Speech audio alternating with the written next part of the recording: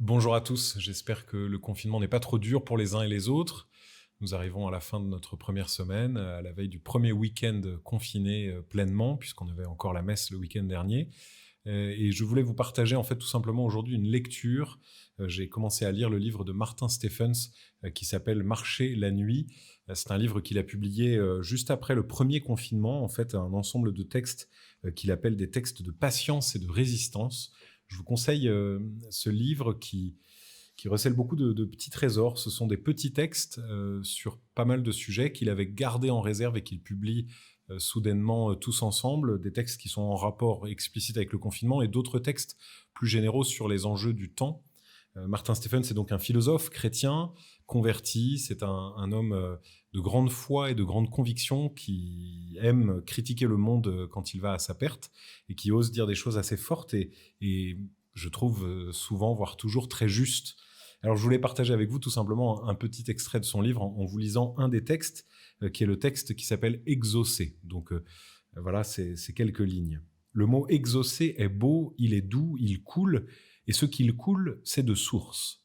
Car être exaucé, c'est recevoir de Dieu, source de toute chose, l'objet de notre désir.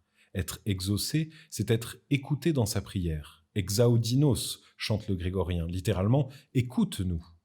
On ne répond au désir de quelqu'un qu'à l'écouter d'abord. Mais être exaucé, c'est bien plus qu'obtenir satisfaction. Il se pourrait même que satisfaction et exaucement soient de parfaits contraires. L'exaucement suppose la relation à l'autre quand, pour être satisfait, il ne suffit souvent que de soi-même. Le latin satis signifie assez. Puisqu'on n'est jamais mieux servi que par soi-même, on trouvera plus vite son compte sans compter sur un autre. Ce vêtement dont je rêve est à portée de mon doigt, à un clic de souris. Le désir que j'en ai est sitôt satisfait, car les cadeaux qu'on s'offre à soi-même sont rarement mal choisis. Ils conviennent parfaitement, pas gratis, certes, mais satis, juste ce qu'il faut. Il n'y manque rien, ou bien seulement le fait d'être des cadeaux, car un cadeau se reçoit d'un autre. Cette chose que, compulsivement, je m'achète, nul ne pourra plus me l'offrir. Ayant choisi de prendre, je ne peux plus recevoir. Mon désir, privé de la relation à l'autre, se retrouve seul avec lui-même. Me voilà satisfait sans être exaucé. Le tyran, disait Platon, est le plus malheureux des hommes. Le tyran, ayant le pouvoir de satisfaire toutes ses envies tout de suite, ne rencontre jamais l'être qui a d'abord suscité son désir.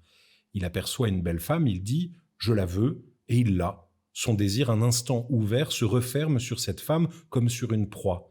Ce que le tyran obtient, c'est donc moins la femme en sa beauté et avec laquelle peut être liée une histoire. Ce qu'il obtient, c'est sa chose. C'est un moyen d'être satisfait. Ce tyran, qui est aussi en nous, ramène toute chose à sa petite mesure. J'ai failli attendre, se plaint-il, si la chose a tardé. Mais au contraire, ce pourquoi il défaille, ce pourquoi il fait défaut à son propre désir, détruisant son bonheur à mesure qu'il le consomme, c'est précisément de ne pas savoir attendre. Attendre, c'est entrer en relation, c'est sortir du régime solitaire de la satisfaction pour entrer dans le monde partagé de l'exaucement.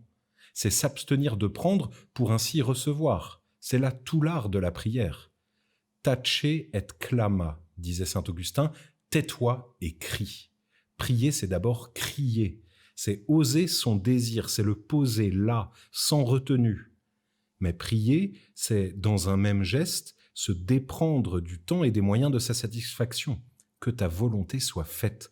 Prier, c'est donner à Dieu le temps de nous combler. Le cadeau que je reçois de celle que j'aime porte la marque de cet amour. Quand c'est de Dieu que je reçois ma vie tout entière, celle-ci respire un air nouveau. Dans sa prière, on peut, comme le roi David, dans les psaumes, tout demander, tout, même la mort des ennemis.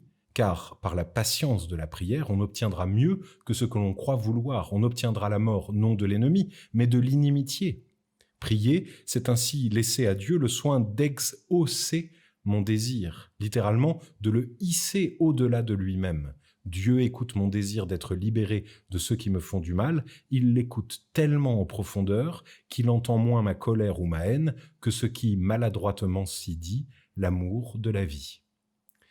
Voilà ce petit texte de Martin Stephens, donc dans ce livre Marcher la nuit. Je vous mettrai en lien je vous mettrai dans la description le titre de ce livre que vous pouvez acheter chez les libraires indépendants qui peuvent livrer. On n'est pas obligé de passer par Amazon, mais je trouve que voilà, ça fait partie des bons textes. Et voilà, je voulais vous le partager. Peut-être que pendant le confinement, me viendra l'idée ou l'envie de vous partager d'autres textes.